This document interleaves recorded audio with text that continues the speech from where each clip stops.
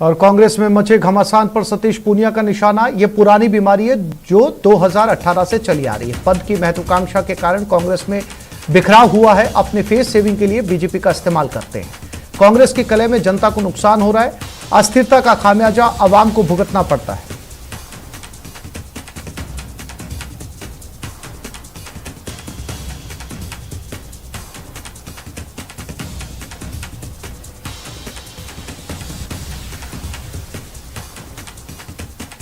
राजस्थान के सियासी घमासान पर हमारे साथ बात करने के लिए प्रदेश अध्यक्ष सतीश पूनिया जी हैं। सर, सबसे पहले तो ये कि इस बार जो वहां पर हलचल हो रखी है राजस्थान में, इस बार उंगली बीजेपी पर नहीं उठ रही है।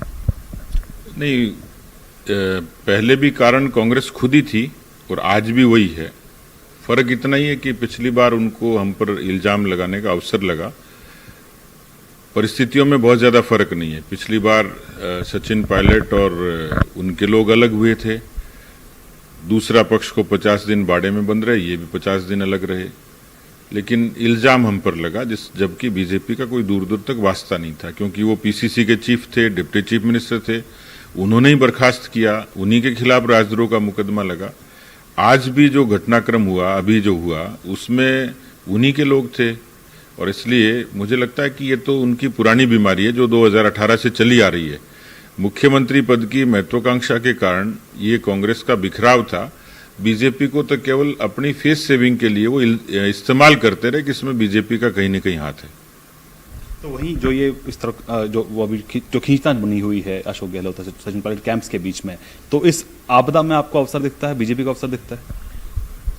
नहीं, हमारे लिए कोई अवसर नहीं है, क्योंकि चुनाव में बहुत वक्त नहीं है और हमने संतोष कर लिया, क्योंकि अपनी मर्जी से गिरेंगे। जब ये हम पर इल्जाम लगाते थे, ये गिरना चाहें तो हमारी कोई ठेका नहीं कि हम इनको बचाएं। यदि किसी के घर में विग्रह होता है तो पंचायती करें, जरूरी नहीं है। उसका आगे क्या भविष्य होगा, किस तरीके से करवट लेंगी परिस्थितियां, वो अलग बात है। वो तात्कालिक मुद्दे की बात है कि उस समय क्या परिस्थिति होगी, क्या एक्शन होगा। लेकिन चुनाव सामने है, 2023 बहुत दूर नहीं है, तो हम लोग उसके लिए पूरे तरीके से तैयार हैं। बेहतर है कि चुनाव में जाया जाए और मैंडेट लिया जाए। आप चाहेंगे कि इस वक्त मुख्यमंत्री, क्योंकि जिस तरह से वहां पे इस्तीफे की बात चल रही है और कैंप्स बटे हुए हैं, आप चाहेंगे कि मुख्यमंत्री जो है वो जो असेंबली है वहां पर बहुमत साबित करें? देखिए, संवैधानिक तौर पर तो अभी, क्योंकि उनके आलाकमान को तय करना है कैसे इस इशू को रिजॉल्व करता है, लेकिन एक संवैधानिक मशीनरी की फेल्योर जरूर दिखती है।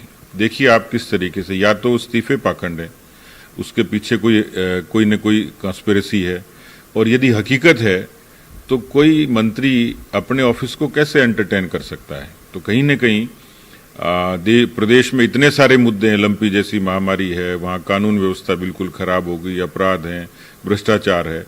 इन सब के बावजूद आधी सरकार ने इस्तीफा दे दिया, आधी से ज्यादा ने, और फिर भी सरकार चल रही है।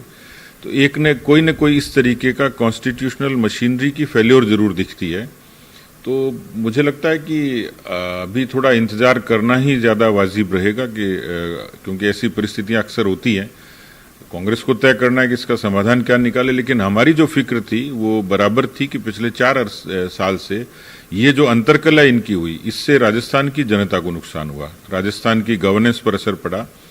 जब सरकार में स्थिरता नहीं होती तो आवाम को भुगतना पड़ता है, और विपक्ष के नाते यही हमारी चिंता थी। कानून व्यवस्था से लेके, किसान कर्जा माफी से लेके, भ्रष्टाचार से लेके, अपराध तक, ये जो तमाम मुद्दे हैं, उन मुद्दों को किसी समाधान की दिशा में कोई कमजोर सरकार ले जा नहीं सकती। और इसलिए जो घटना हुई और उस घटना के बाद की जो घटनाक्रम है, मुझे लगता है कि दुर्भाग्यपूर्ण भी है, चिंताजनक भी है, और हमारी चिंता राजस्थान की जनता की ज्यादा है। एक आखिरी सवाल, क्या आज भी बीजेपी के दरवाजे सचिन पायलट के लिए खुले हुए हैं? देखिए, फिल्म, राजनीति और क्रिकेट, ये सब संभावना और अनिश्चितताओं का खेल है। मैं इसमें न हाँ कह सकता न ना कह सकता, लेकिन क्योंकि अभी तो वो कांग्रेस में है और मुख्यमंत्री पद की दौड़ में है, तय कांग्रेस पार्टी को करना है। अभी काल्पनिक से सवाल पर मेरा जवाब बनता नहीं है। देखेंगे आगे क्या परिस्थिति होती है। आपसे बात करने के लिए बहुत बहुत शुक्रिया। तो ये थे प्रदेश अध्यक्ष सतीश पूनिया, कैमरा पर्सन रमेश रत्नाकर के साथ शैलेंद्र वांगू, न्यूज़ 18 नेटवर्क, नई दिल्ली।